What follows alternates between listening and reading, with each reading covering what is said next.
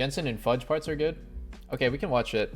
I have ads running right now, but like in a minute and 50 we can watch. All right, let's watch this video though. Hey guys, it's Cloud9 Jack, and I'm here for the reintroduction and the return of Jensen to Cloud9. I'm super excited for him to be here because obviously we did not have the best. Hassan doesn't define the meta for people like us though. To make sure he doesn't. He's not a gamer. Return to going to Worlds. Me personally, in the 10 years of managing teams, I've only missed Worlds one time. I never want to make sure, like, I never want that to happen again. I know Jensen has never missed Worlds, so I'm really excited that he's here. Yeah, I mean, the plan is to keep that trend going, so see you guys at Worlds.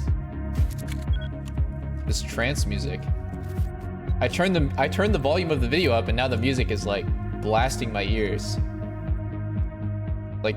All right, so just to be really clear, I know there's a lot of rumors out there, guesswork, what we're doing with our roster. A lot of it's been right. So Fudge going from mid up to top. We have Blabber in jungle. Jensen is taking mid. We have Berserker in the AD carry position, and Sven is coming into the bot lane as his support. And something that's also new and exciting is that Nah, dog, that ain't me. Thanks to the 5 gifted or 5 he's months. All NA all the way. We love NA. Yeah, we love NA. Jensen I guess is entering the off season, so didn't into have this. the results they expected, and you know, I reached out to them to hear if there was any interest, and immediately, you know, I know that they have goals of making it to Worlds and just having good international runs, and it seems like we kind of just aligned on the same idea that we want to be a competitive team, and yeah, I mean, it just made sense. In the off season of last year, we were actually really interested in having Jensen join our team, but there was these massive buyouts that are kind of in the way of making something like that happen. So I looked at other opportunities that didn't have those issues to stop it. But now those problems are gone, and we really need him more than ever. So it was really, you know, a fantastic fit.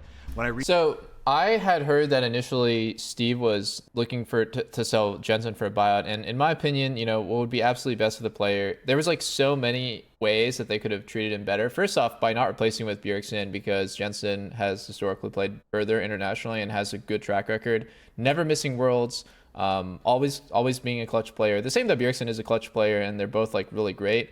But I think like replaced, fine. The amount of notice they gave him before the offseason completely screwed him over, and the fact that they wanted to buy out for him on top of that even limits his options even further. It's like getting worse and worse. It's like boom, punch to the face. It's like super late in the offseason, your options are super limited, and on top of that there's a buyout. Eventually he did escape the whole buyout situation, which is kind of what they're referencing without going into the details.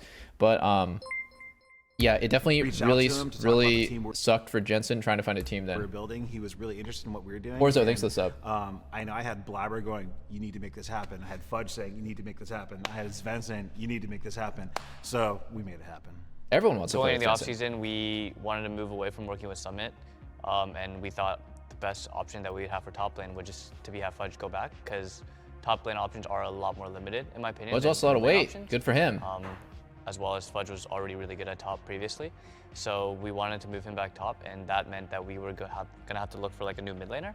And like there are some EU options that we also were looking at for sure.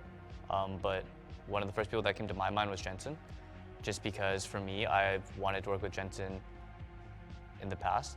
Like after we stopped working together, I had a good time playing with him. I've always thought he was very talented, and I wanted to play with him again.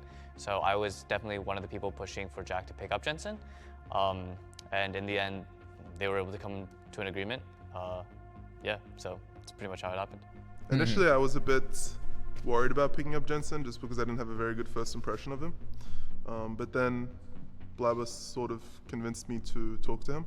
Blabber and Sven convinced me to talk to him to at least see how the conversation goes. And I think after talking to him, I was pleasantly surprised with how willing he was to. There was like bad rumors about him, I guess, as a teammate, but I think he was able to address them really calmly and objectively, and I liked my conversation with him a lot, which made me very willing to work with him because I think he's really, really good as a player, and my only like. That's so weird, man. I played with Jensen for a year and a half. I wonder what the bad rumors are about him, because I have Not really heard any. Personally, I to get wonder those. what he heard. I've not heard a single bad rumor about Jensen before. And it is weird to make it into the final cut of the video, yeah. In the team. What's up? Oh, okay, I think that might be the rumor that Fudge heard. Fudge heard that specific story and said, fucking Jensen. Didn't he used to be toxic years ago? That's not a rumor about him. That's a known fact. He used to be toxic like in 2012 or 13. But who cares? Ever since he's been a pro, he's not been toxic. Good work. Oh, you guys couldn't hear? Lena just said one time he was late because he didn't take a shower and he made everyone 15 minutes late for a sponsor shoot. And Lena was very pissed. That's a huge bomb to drop right now. Girls and playing. 7-year-old story, well, and I don't know if but I'll he be able to had a lot forgive of him for struggles, that. which was deal. And then he didn't have a starting position in 2022 in spring split. That was, to me, very weird. So I pushed for Jensen. I know Sanity him Central, thanks personally 11 a months. little bit. He is of course Danish as well. Not that that matters, but it means that I know him better. So I thought we should get Jensen on the team. He's also been in C9 before. He knows people like Blabber. He knows the Oric pretty well, so he's familiar with his surroundings. And I think that it won't take us that long to reach a pretty good level. So I'm confident in this roster, and I'm happy we got this roster assembled. If you look at the team and the changes we've made, we had a lot of like interesting like projects beginning of spring, and some of the things we're doing this summer. We also have some interesting projects, but I would say that most of the things that we're doing are kind of no-brainer moves. We know Fudge top, he's going to perform the job really well. He's going to be able to make sure he doesn't. What's really special about Fudge is like he's one of the few top lanes we've ever had that never basically ints. He's always like productive for our team in the game, and that's actually really rare in top laners. Sorry to the other top laners out there, but it's true. And you know, Berserker is insane. He's got insane hands. Jensen is super stable, like probably the best performing mid last year at Worlds out of North America. And Jensen and Blabber, like they have a strong history of playing really well together. And I know the two of them have wanted to play together again ever since I didn't know that. Jensen left. And so I would say like the biggest question mark that a lot of people will have about this roster is like, how is Sven going to perform? Like, can he do that job?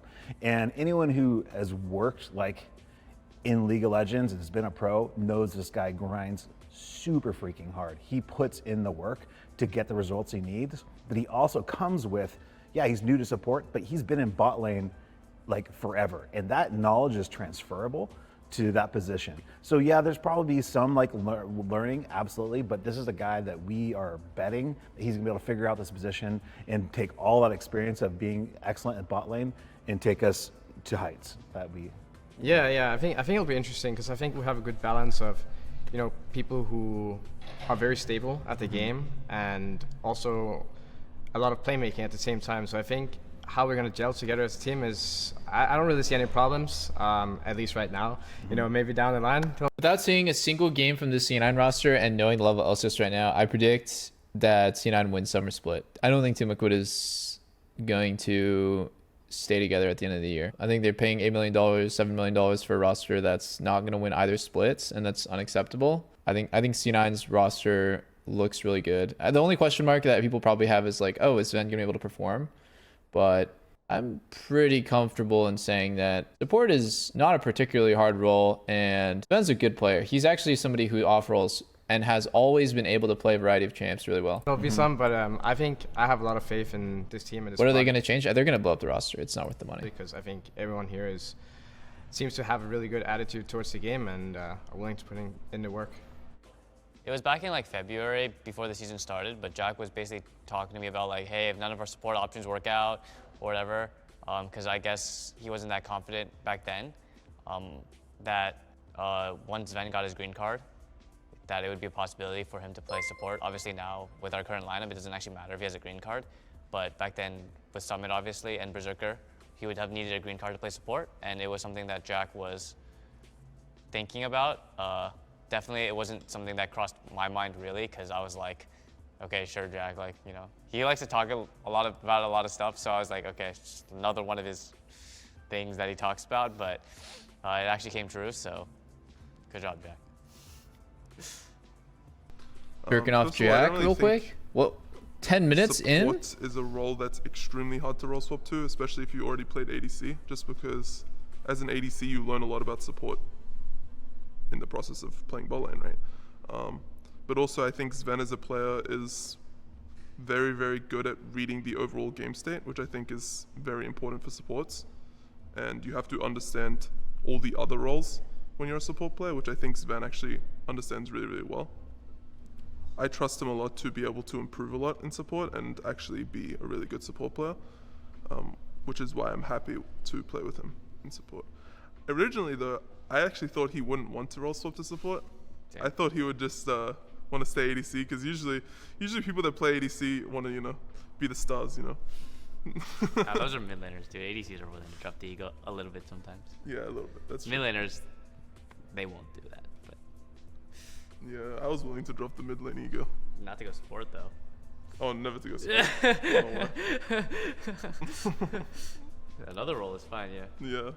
Isn't this video way too Oh. long-winded? I mean, we're only halfway through. How the fuck can they drag this Role on for another swap 9 minutes? happened In the offseason, it became pretty clear pretty quickly already in the middle of playoffs that Winston was not going to be on the roster in summer. He wasn't even playing in the end of playoffs. I don't know what happened to Isles staying in the team. That's not my business. But I was asked if I wanted to play support for the main team, and there were no good opportunities for me to play ADC in C9 or in any other good team. So I chose to try support over Okay, staying in academy for another split or not playing at all. okay. I don't think Sven sounds super particularly passionate about playing support. That probably is going to factor into whether or not he's going to be great at it or not.